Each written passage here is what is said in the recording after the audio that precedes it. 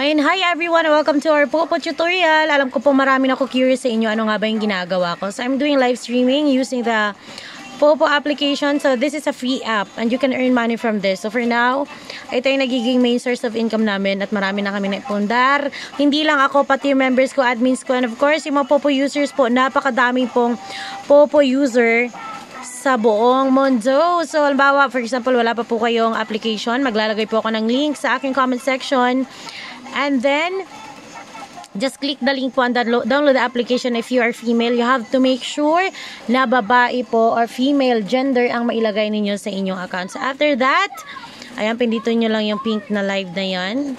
And, ayan, pagka newbie kayo, hindi pa kayo agad makakapag-live. You have to pass the face verification. Ayan, so after nyan, halimbawa lang okay na yung face verification ninyo, sundin nyo lang yung instruction doon. Maglalagay lang kayo ng cover photo. Maglalagay lang po kayo ng title dyan sa taas and mamili lang kayo either chatting, singing, dancing. So, yun po ang ilalagay ninyo. Pagka okay na, ganito lang po yung paggawa ng task ninyo. For example, ayan.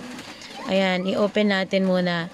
So, ayan, yan lang po yung, yan yung task. So, pagka bago kayo, thank you anak, pagka newbie po kayo, ang task po ninyo is 2 hours a day and your,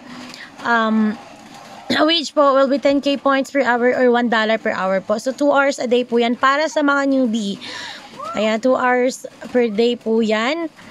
And, huwag kayong mag-alala kasi yung paggawa kasi ng task ninyo, as you can see, yung wage ko po is 5k per hour. Ayan, so 2 hours din po yung task ko.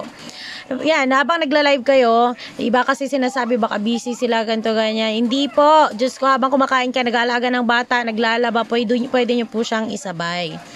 Habang kumakain ka, nagliligpit, end live muna natin. Medyo mahina ang signal ko. So, ayan. Bakit ko nga ba siya end live? Kasi po, magkakaroon po ako ng violation, tapos mahina pa yung signal. So, yan lang po yung kailangan ninyong bantayan. Meron din po siyang mga bawal. Pag meron kayong bata, okay lang naman may bata. Ang importante po, hindi po nakafocus sa kanya yung camera, kasama ka, hindi siya umiiyak o hindi siya nakaubad, wala siyang ganun. Pero pagka andyan naman po kayo, kasama po ng anak ninyo is okay lang po. Ayan.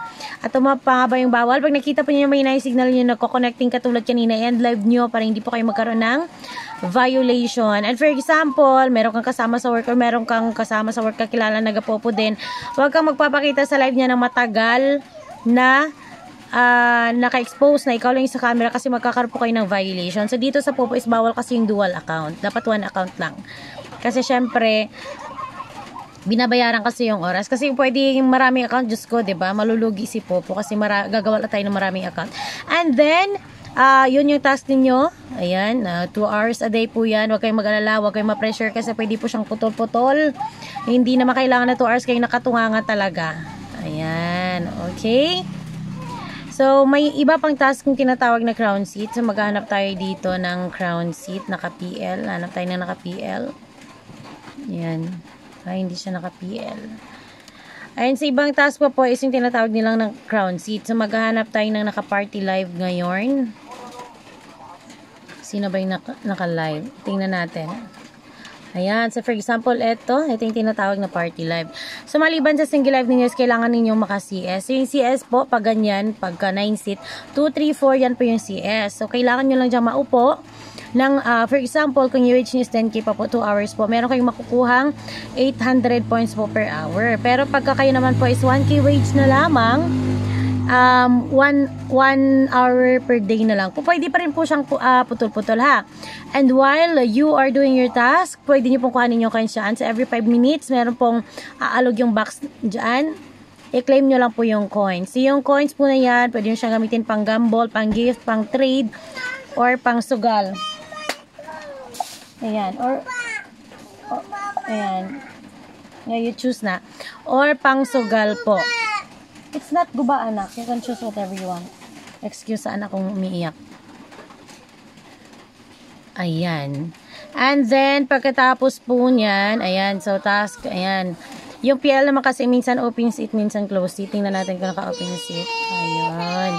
So, ayan, yung PL niya is naka-open seat po. Nakakaupo po tayo ng diretsyo.